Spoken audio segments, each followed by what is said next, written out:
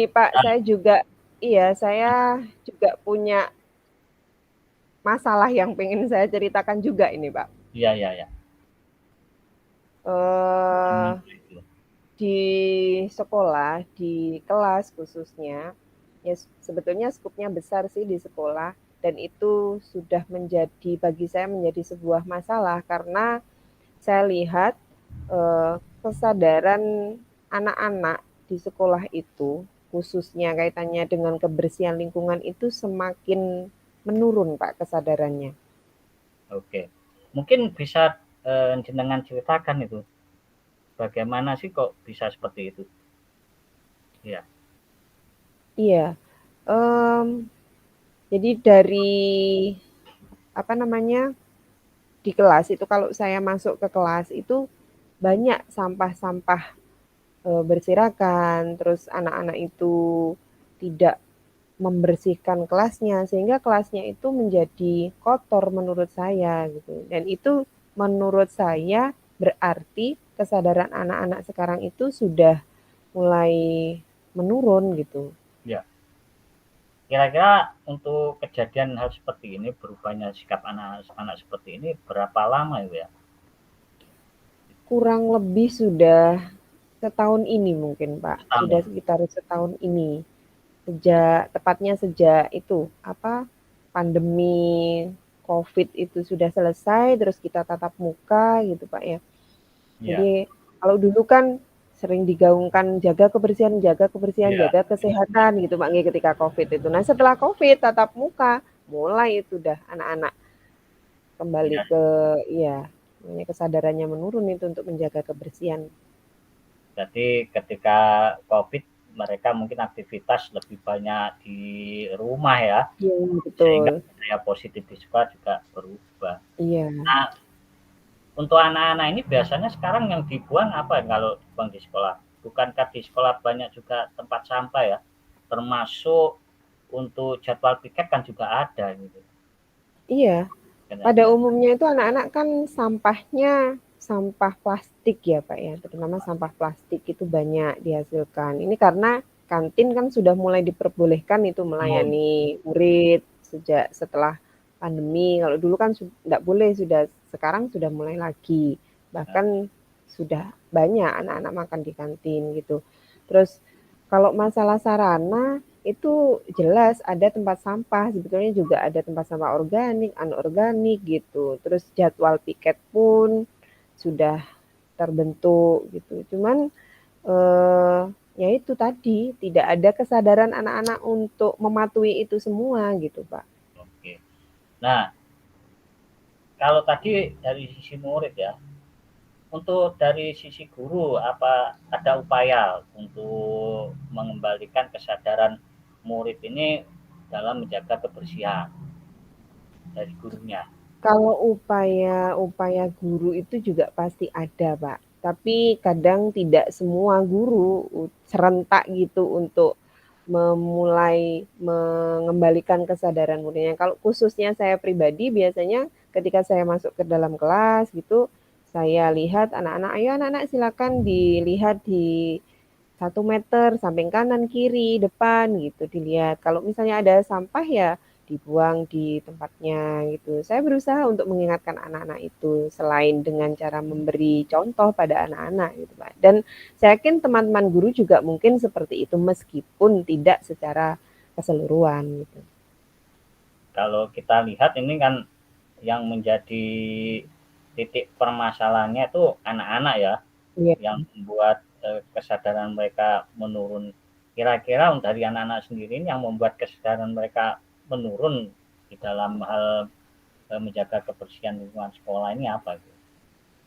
Mungkin ini Mbak ya, mungkin Ya, karena setelah jeda antara daring dengan tatap muka itu daring itu kan kita lumayan lama Pak ya, ya, sekitar 2 tahun ya COVID itu. Terus tatap muka secara penuh ini, mungkin anak-anak kan kalau daring itu kan terbiasa di rumah, mereka tidak banyak bergelut dengan lingkungan, sehingga kalau di rumah itu menghasilkan sampah juga tidak begitu banyak, karena mungkin di rumah mereka tertutupi sama orang tuanya, sama ibunya gitu Ya, mungkin ya. Baru kembali ke sekolah, wah luar biasa itu, sudah apa namanya, kebiasaan-kebiasaan yang dulu diterapkan di sekolah akhirnya menjadi lupa mungkin mereka gitu. itu masalah yang terungkap ya, masalah Iya. yang. Nah, selanjutnya mungkin ada nggak sih keinginan ibu untuk melakukan eh, membangkitkan lagi semangat anak-anak untuk menjaga kebersihan. Mungkin Bu Diani ada ini yang jelas Iya, ini. iya, ya pengennya itu tadi, pengennya itu mereka anak-anak itu kesadarannya kan muncul lagi. Jadi salah satunya ya yang jelas kita gencarkan lagi ini pembiasaan positif di sekolah untuk membuang sampah pada tempatnya, lalu dengan bantuan OSIS, bantuan guru, intinya satu sekolah itu memang harus serentak untuk sama-sama, entah dari OSIS misalnya dari lomba kebersihan seperti itu. Lalu apa namanya, eee, termasuk juga menghadirkan sekolah, wali murid, Pak. Jadi kita sekolah harus kolaborasi dengan wali murid karena kebiasaan anak-anak ini tidak hanya bisa dilaksanakan di sekolah gitu. Termasuk yang dilakukan sekolah berarti ada itu ya. Kira-kira Iya, nanti Pak. sekolahnya apa yang. Yang kalau yang dilakukan sekolah selain membiasakan budaya positif itu Pak ya, selain pembiasaan-pembiasaan positif supaya anak-anak terbiasa, kalau sudah terbiasa kan kesadarannya muncul, udah nggak usah diperintah lagi karena terbiasa gitu. Berarti kalau yang dia upayakan sekolah berarti untuk menumbuhkan itu maka sekolah juga prasarananya juga harus mendukung Pak ya.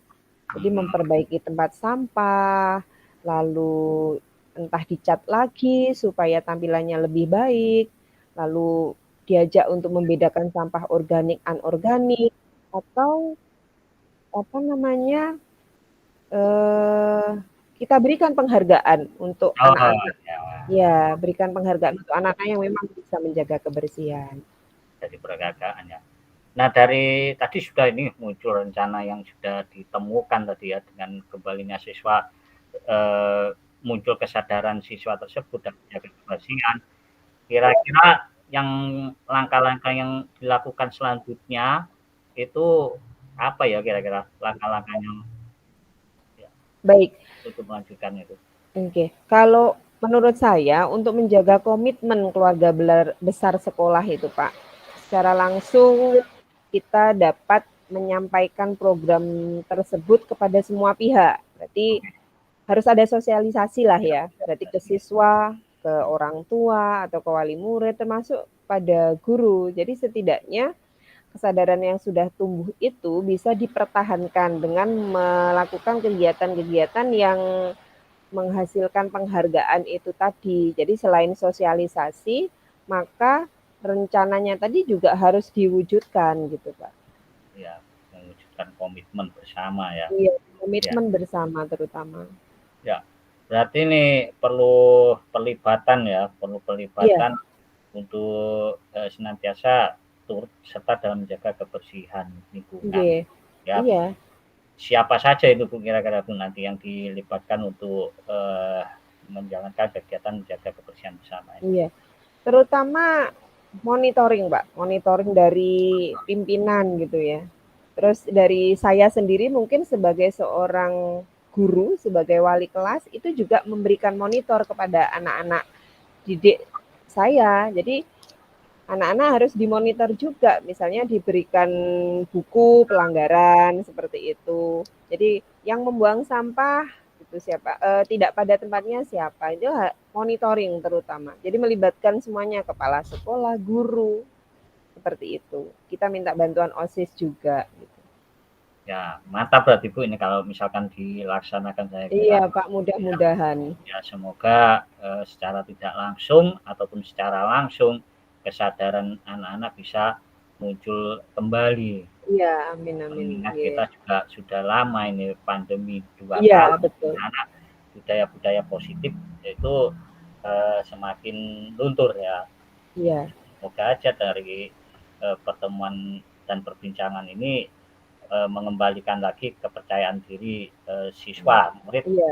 untuk senantiasa memunculkan kesadaran dengan sendirinya bisa menjaga kebersihan. Kebersihan. Ya, Iya, betul, Pak. Iya, Pak, terima kasih nggih, Pak, nggih. oke, ya. Terima kasih, Pak, Sampai jumpa nggih. kembali ya, Bu, ya. Iya. Oke.